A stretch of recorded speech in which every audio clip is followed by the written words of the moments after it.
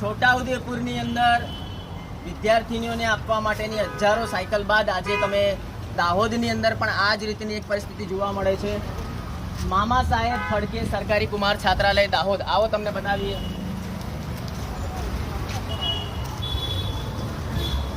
હજારોની સંખ્યામાં આ સાયકલ જુઓ, અહીંયા ધૂળ ખાઈ રહી છે। આ જંગલ જેવું ઘાસ સુધી નીકળ્યું છે, જ્યાં સુધી તમારી નજર પડે ત્યાં સુધી આ હજારોની સંખ્યામાં સાયકલો છે।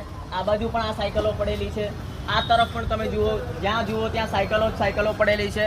આ સાયકલો શાળા પ્રવેશ ઉત્સવ 2023માં બાળકીઓને આપવાની હતી।